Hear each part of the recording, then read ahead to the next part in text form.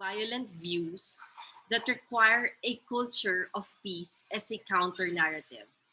And CLP School believes that education should address the challenges of our time meaningfully because these challenges bring about a high level of uncertainty that children are not prepared to face if we educators insist on only preparing them for their expected roles in society, which is what? To hold a degree, to secure a job, and to live their social lives. We have to go beyond that goal of we just want to see our children graduate and get a good high paying career as a measure of success. We are better than that. We serve a higher purpose. And this generation is set to make a better world out of this world that we are leaving behind for them. They are faced with subjective conditions that trigger violent views day in and day out. And we cannot deny it or hide inside the confines of our classrooms in the guise of curriculum and lesson plans. Direct and indirect violence plague today's society, and overcoming this becomes a challenging feat, but a necessary one if our desire is to raise a nation of incorruptible leaders, innovators, and protectors of the earth. This requires a culture of peace as a counter narrative instilled in the hearts and minds, specifically of those at risk, our young learners, those who hold our future. Thus, we believe in the urgency and necessity of teaching peace. So when the kind of culture of peace that teaches about values, attitudes, and forms of behavior that reflect respect for life, respect for human dignity, and for all human rights. So it is also about imparting why violence should be rejected. And if we are discussing since yesterday about sustainability, there is also conflict against the earth or conflict against the environment, violence against the environment that is happening that we must acknowledge and do something about. Because unless we teach our children peace, someone else will teach them violence, right? At CLP School, we believe that teaching peace is of the urgency when we began feeling the threat of climate change, and now even more so as we are in the midst of COVID-19. We feel it is our responsibility as educators to work with parents and form communities that will provide this counter narrative to direct and indirect violence that the children are facing. When we talk about sustainability in education, all these issues and concerns are interrelated, and we cannot isolate and address each one separately. Likewise, that was the overriding sentiment of teachers and parents in our school. Inner peace was directly assaulted by the pandemic, and teacher Johan's reflection expressed it quite succinctly for us. So let's hear what teacher Johan had to say. Okay, there is no peace if we don't practice sustainability, because before we can even begin talking about peace, we have to make sure that basic necessities are met for both teacher, parent, and student. And although physical needs first comes to mind, in this day and age, it also means mental, emotional, and spiritual needs. Practicing sustainability means having that gauge that tells us that we are ready to face the day, or, and maybe more often than not, we still need to weep, to laugh, to mourn, or to dance. We are now in a time where our plans, practice, and structures require sensitivity to these things, because then and only then can we start talking about peace, taking the way of peace, imparting the way of peace. A hungry child can't eat peace. A grieving teacher can't replace their loved one with peace. A tired parent can't feed the family with peace. However, sustainable practices can make sure that there's food, there's comfort, and there's rest. And that in its own way makes peace emerge. All right. So I couldn't agree more. Okay. Like anyone in this Zoom room, we were also taken aback when the pandemic struck. We also lost our bearings. And I will be honest with you that fear, anxiety, disbelief, uncertainty, all these feelings we experience and we continue to feel at times because the worst is far from over, at least in our country. We feel this pandemic journey is still a long way ahead. One of the concerns we immediately had when the pandemic struck was how will we foster the human connection on screen? And how can we build the relationships with our students and teachers and parents that was so critical to their performance in schoolwork when we know full well that their socialization is crucial at this moment more than ever. Our kids are locked up in their homes for their own safety, but it is actually a human need to search for and long for human connections. And, especially connections outside of the family helps them establish that feeling of security, confidence, and ultimately their competence. But it was actually our peace values that pulled us through. We tread on in continuing learning in the best way possible, in the best way we could. Peace education has been our shield and weapon against these threats, and allow me to share with you how. First of all, we thoughtfully designed class schedules to accommodate for healthy screen time and a balance of activities that involve daily social interaction, independent work, and collaborative work with the family. These are carefully set in place in the online or blended curriculum. By default, actually, schools would opt to prioritize academic areas over extracurricular activities like this. We, on the other hand, made a bold decision to stick with our agenda of prioritizing student well being over academics during this crisis.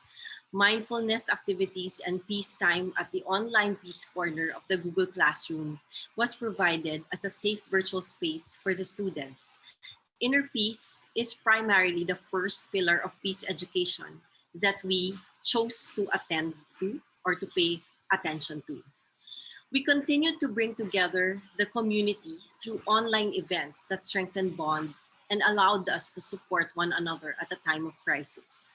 One peace value that enabled us to pull through and face today's challenge was hope. Uplifting one another at a delicate and even dangerous time enabled CLP to pivot to the inevitable reality of online education. We offered encouragement to distraught teachers and families immediately. We did not wait long before communicating with them about what was happening and what was to come next. We exercised other peace values such as empathy, cooperation, and commitment to each other. Being a small school also fosters that feeling of connectedness between students, teachers, and even parents. And during this crisis, we have held several small meetings with teachers and parent support groups to help each other cope with the evolving new normal. The peace values such as empathy and patience were at the limelight as we openly discussed issues together and to simply check on how everyone was doing. True to the spirit of peaceful and progressive practices, we collaborated and worked together on ideas and solutions. We are proud to say that the e-learning program of CLP School is the handiwork not just of the faculty, but also of the families, including the children. We believe that peace and sustainability must work together, and a lot of our teachers reflected on this. Of course, we do recognize that this means putting aside all that we know about schooling. Yes, COVID learning loss is real, but more so is the threat on our health, safety, and overall well-being, including our environmental wellness. As a peace education school, we put a premium on creating the conditions that make for effective learning. I do agree with what teacher Jess Lifshitz says from Edutopia that this is our job as teachers to meet students where they are. And so we're not really surprised when people say that, oh, our kids will be behind. And so that really doesn't bother me so much as an educator because we always meet where children are. And that's where our starting point will always be. In almost every framework of peace education you find, its pillars would include concepts such as inclusion, respect for diversity, democracy, human rights, nonviolence, and always environmental protection and sustainability. Unique to our program is beginning with inner peace and social and emotional well-being as a way to facilitate the other pillars. However, sustainability is a key peace concept that affects all aspects of our personal and social lives. Thus, love for the earth is one of the key pillars of our peace education program. Stewardship of the earth is most evident in the students' project works as they center their learning on problems they see in their communities. As a school for peace education, discussions focus around problems, acknowledging them as a way forward to finding solutions. They begin with their small communities, what is present in their nearby homes, and then this spreads on outside of their communities as far as our partner schools in Mama Sapano, Maguindanao. And, and you know, their efforts reach wide and far, even though we are such a small school. Um, let's hear from the students and how uh, this love for the earth has affected their learning.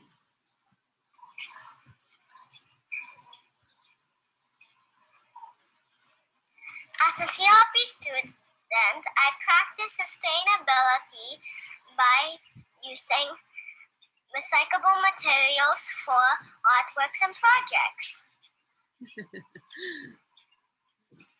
As a CLP student, I practice sustainability. In our home, even though we have solar panels, we actually schedule the use of our appliance during the day when we can maximize the daylight from the sun, which gets converted into electrical energy. So I do the laundry and drying during the day. As much as I can bear it, I only use electric fans day and night. But I only open the air conditioner when the room gets too hot. But when the room is cool, I turn it off again and then I go back to the fan. I also continue to practice sustainability by following our village community's policies to segregate trash, dispose what needs to be thrown, and reuse and recycle what needs to be recycled. I sometimes get to harvest a new vegetable plant in our tiny garden at home. We planted and harvested ampalaya, aka bitter gourd. Okay. From our youngest to the eldest, they learn ways to show their love for the earth responsibly. And peace activism is very much alive at CLP school. It is the students' avenue to voice out their thoughts and ideas. And a lot of times they voice out what concerns them the most, and that is their future and how climate change seems to paint it bleakly so. And so we give them the avenue to express their thoughts, their ideas, to learn more about what is in store for them in the future.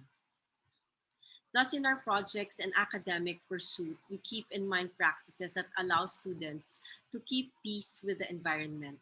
In doing so, the children are attuned to the Earth's needs and work with the community to fulfill man's needs. An initiative that was a huge factor in the school's transformation was Climate Camp. Teachers and staff undergo a special retreat or reflection time and training workshop on the effects of climate change and what we can do to mitigate and adapt to our present situation. This compels the teachers and the staff to share and model their knowledge and awareness on a personal level and on a professional platform with their students and in their community. The Climate Camp awakens the connection we have with the environment. It is a program that every employee of CLP must go through before starting the school year with us. Let's listen to what teacher Gian has to say about her experience with Climate Camp.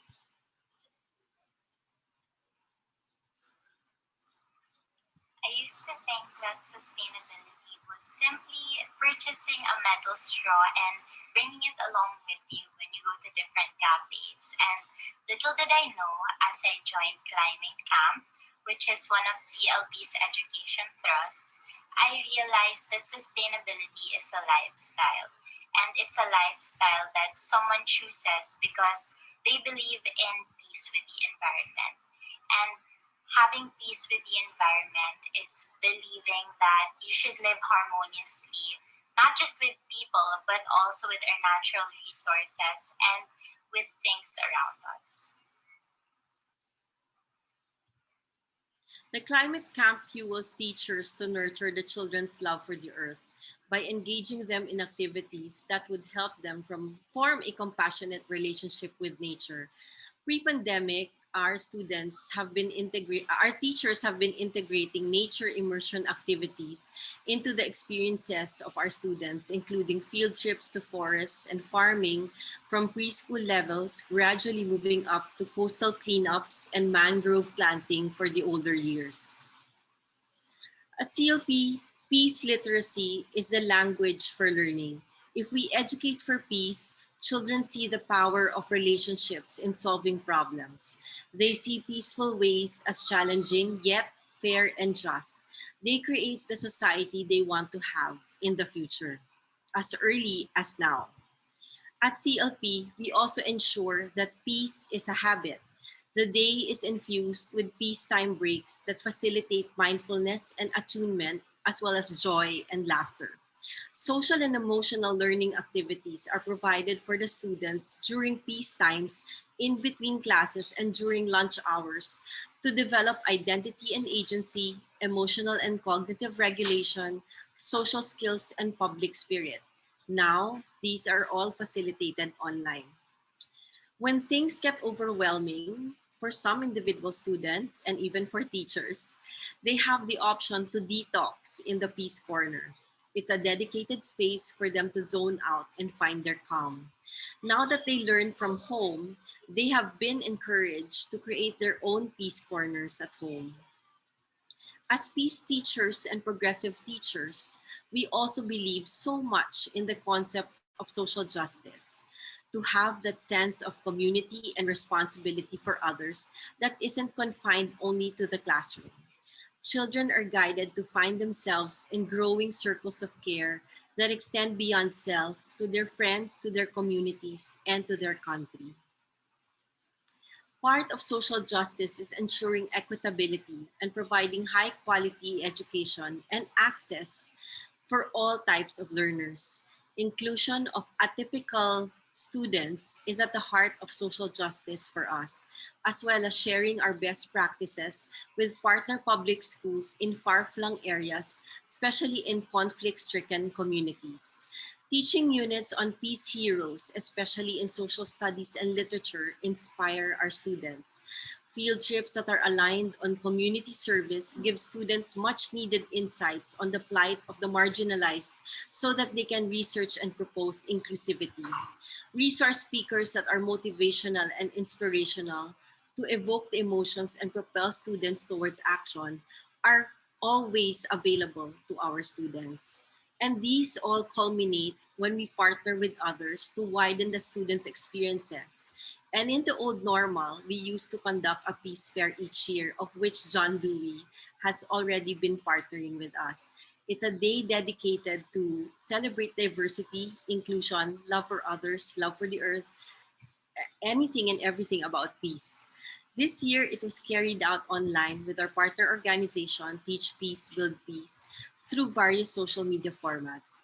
We believe that it's important to give our children the experience of devoting at least a day in a year to peace. It is our little contribution to furthering steps toward a more peaceable future nation, and we will not let this pandemic stop us from doing so. Peace education is deeply embedded in all the human interactions in CLP school. It is part of the system or the ecosystem we have built together over many years. And I personally believe that it is because of the people in CLP school that makes the whole system of CLP work. Our shared beliefs are strong as a community, and these beliefs guide our decision making in all circumstances, even amid a pandemic. Our shared vision is to make the world a better place, one child at a time. I thank John Dewey School for Children for sharing in this dream. It makes us less lonely and more courageous. So I thank you for listening, and I thank you for allowing us to share our journey to peace with you all.